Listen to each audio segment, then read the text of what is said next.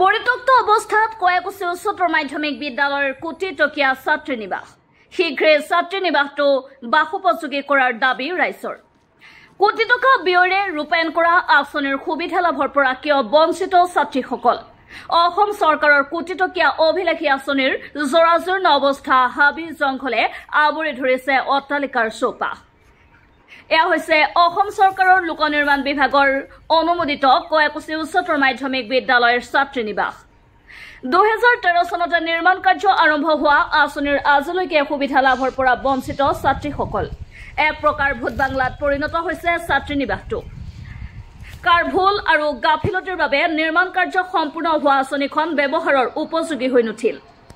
ৰাইজৰ দাবী নিৰ্মাণ কাৰ্য সমাপ্ত হোৱা আঁচনিৰ সুবিধা পাব লাগে কয়াকুছি উচ্চতৰ মাধ্যমিক বিদ্যালয়ৰ ছাত্ৰীসকলে।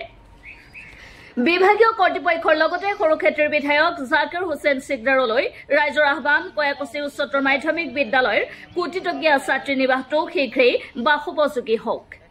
হোষ্টেলটো হৈছিল আপোনাৰ 2013 চনত। প্ৰায় আপোনাৰ এষ্টিমেটটো হ'ল 2 কোটি, প্ৰায় 2 কোটি।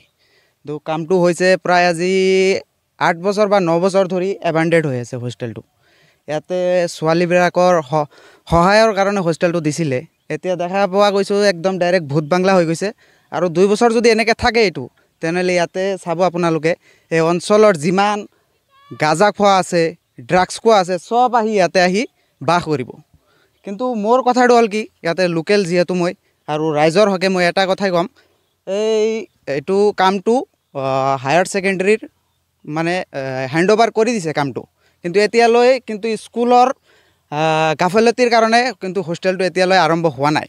মই স্কুল কৰ্তৃপক্ষক এইটোৱে জনাম, জলদি কামটো ষ্টাৰ্ট কৰক। জেগাখিনি ডেভেলপ হ'ব লাগে। ইয়াতে বহুত কেইঘৰ মানুহ ইয়াতে বসবাস কৰি আছে, কিন্তু ৰাস্তা নাই ইয়াতে। যেতিয়া হোষ্টেলটো হ'ব তেতিয়া লগে লগে ৰাস্তা হৈ যাব, ইয়াতে জেগাখিনি ডেভেলপ হ'ব। মই এইটোৱে বিচাৰিম, জেগাখিনি ডেভেলপ হওক আৰু জলদিকৈ গাৰ্লছ ষ্টুডেণ্টৰ কাৰণে যি সুবিধা কৰি দিয়া আছে এইটো যাতে ষ্টুডেণ্টে পায়, এইটোৱে বিচাৰিম।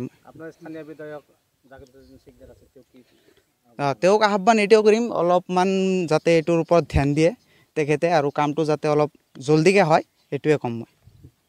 আচলতে এইটো অপচয় নহয়, চৰকাৰী ধনটো আচলতে ভালৰ কাৰণেই, ছাত্ৰ ছাত্ৰীৰ হোষ্টেলৰ কাৰণেই ধন অপচয় কৰি হোষ্টেল নিৰ্মাণ কৰিছে, ছাত্ৰাবাস ছাত্ৰী নিবাস নিৰ্মাণ কৰিছে।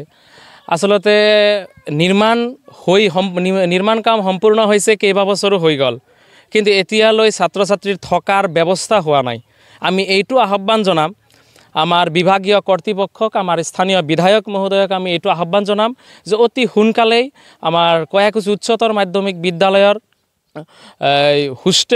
হোষ্টেলৰ কাম সম্পূৰ্ণ হৈ গৈছে আৰু এই সম্পূৰ্ণ হৈ যোৱা হোষ্টেলত যাতে ছাত্ৰ ছাত্ৰীয়ে থকা খোৱাৰ ব্যৱস্থা ছাত্ৰ ছাত্ৰীৰ কাৰণে হয়, ইয়াৰ ব্যৱস্থা কৰি দিবলৈ আমি কৰজোৰে অনুৰোধ জনাওঁ। ইমান বছৰত লাভ কৰা নাই, কিন্তু এই ৰাস্তাৰ কাৰণে বস্তুটো অলপ হৈ আছে।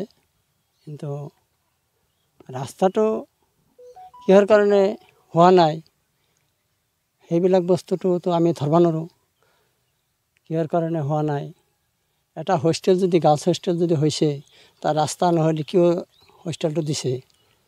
তাৰ কাৰণে এইটো চৰকাৰে ওচৰত কিবা অনুৰোধ জনাইছোঁ যে যাতে আমাৰ ৰাস্তাটো সোনকালে হৈ যায় আৰু হোষ্টেলটো যাতে আৰম্ভণি অতি সোনকালে হৈ যায়।